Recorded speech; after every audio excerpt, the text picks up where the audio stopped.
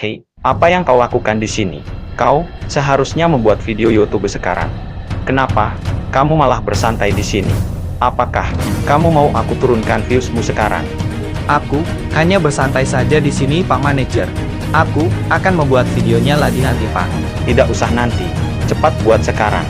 Oke, baik Pak, saya akan buat videonya sekarang. Baguslah, kalau begitu, cepat buat sekarang. Berlama-lama kemudian. Buat kamu yang baru main Delta Force dan masih bingung bedanya mode Warfare dan Operations, kelas role mana yang paling cocok buat gaya main kamu? Di video ini dijelasin semuanya secara singkat dan jelas. Sebelum ke pembahasannya, jangan lupa like dan subscribe channel ini agar gua lebih semangat lagi buat kontennya. Oke cuy, kali ini kita bahas Warfare dulu. Di mode ini kita diacak menjadi dua peran, yaitu Defenders dan Attackers. Defenders bertugas melindungi sektor dari A sampai sektor terakhir, sementara Attackers harus merebut sektor tersebut satu persatu. Yang unik, tim Attacker punya jumlah nyawa terbatas, dan nyawa ini bisa ditambah dengan berhasil merebut sektor. Kalau semua sektor berhasil direbut, Attacker menang. Tapi kalau Defenders berhasil bertahan sampai tiket Attacker habis, Defenders yang menang. Oke, kita lanjut ke mode Operations. Berbeda dengan Warfare, di mode Operations kita bermain sebagai operator yang mencari loot di wilayah perang. Di sini gaya main bebas, mau santai, stealth, atau barbar juga bisa. Tujuan utamanya simpel, ambil loot sebanyak mungkin dan ekstrak dengan selamat. Kalau mati sebelum ekstrak, loot yang kita bawa bisa hilang. Jadi mode ini lebih keris dan decision making. Oke cuy, kita lanjut ke pembahasan role yang cocok buat kalian pakai. Kelas Assault. Assault adalah infanteri utama yang fokus maju dan merebut sektor. Role ini cocok buat pemain agresif karena skillnya fokus ke penguatan diri sendiri. Assault sangat efektif di mode Warfare untuk push objektif. Operatornya ada Dwarf, Viron, Noh, dan Tempest. Kelas Support. Support berperan sebagai medik dan pendukung tim. Tugasnya menyembuhkan, memberi amunisi, dan revive-rekan setim. Role ini sangat penting untuk kerja sama tim, terutama di Warfare. Saat ini operatornya Stinger dan Tohix. Dan katanya akan ada operator baru bernama Lina di season berikutnya. Kelas Nginir. Nginir adalah role anti kendaraan dan mekanik. Mereka bisa memperbaiki kendaraan di Warfare, dan membuka area tertentu di Operations. Karena kendaraan punya peran besar dalam dominasi medan perang. Nginir sering jadi tulang punggung tim. Operatornya adalah Shepard, Uluru, Sineva, dan Dismo. Kelas Recon. Recon berfungsi sebagai penembak jarak jauh dan pemberi informasi. Role ini fleksibel, bisa sniper, marksman, atau bahkan infanteri biasa.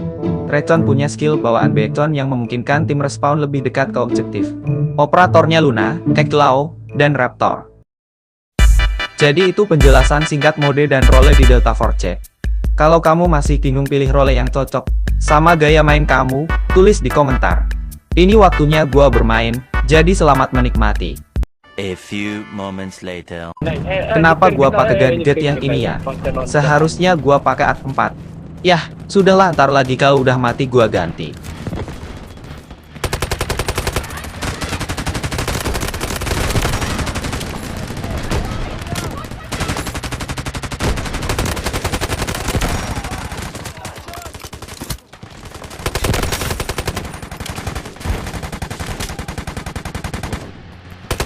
Di sini gua mau banget buat hancurkan tuh kendaraan. Tapi sudah berhubungan gua gak pakai A4, jadi tunda dulu deh.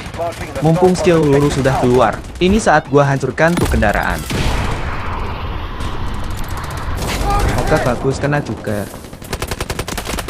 Nge-lag anjing, nge-lag, ajar. Keren anjing, tidak dipotong.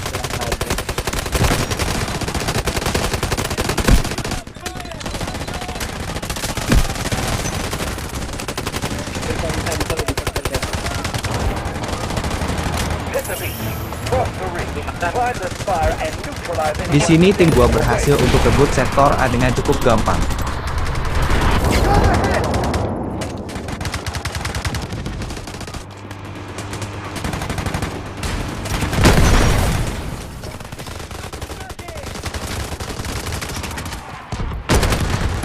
Tidak lama setelahnya, gua dan teman tim langsung bergerak cepat ke sektor besar dan merebutnya tidak lama setelahnya.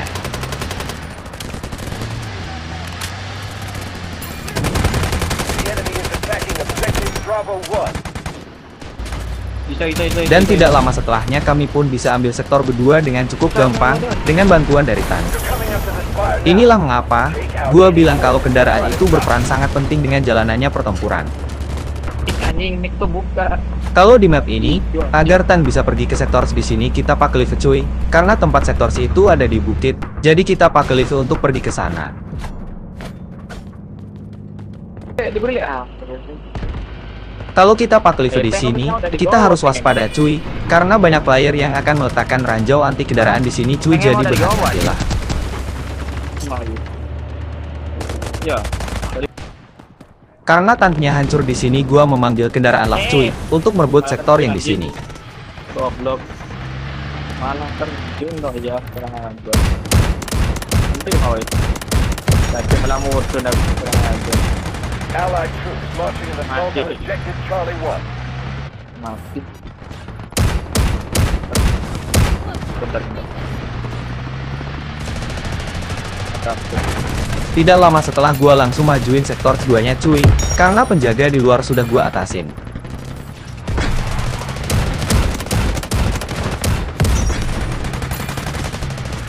Karena Anis gua sedang tidak aktif di sini, gua mundur agar tidak menjadi sasaran empuk dari Minea.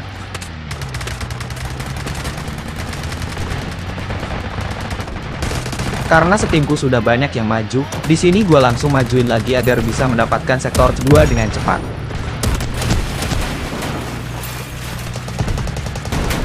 Di sini gua bertugas untuk melindungi sektor gua agar tidak diambil oleh tim defenders, sedangkan tim gua yang memakai kendaraan. Afif juga pergi menyerang seagar cepat direbut.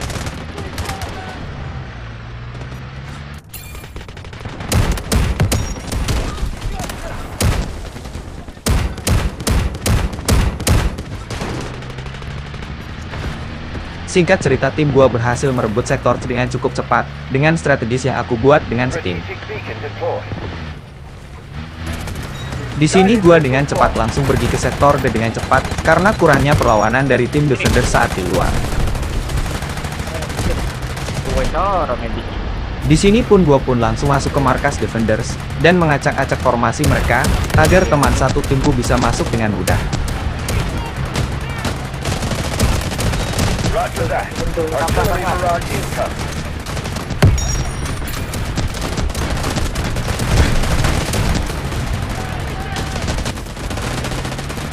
Dan kami pun berhasil untuk merebut sektor D ini dengan cepat dan mudah. All objectives secured. Outstanding job.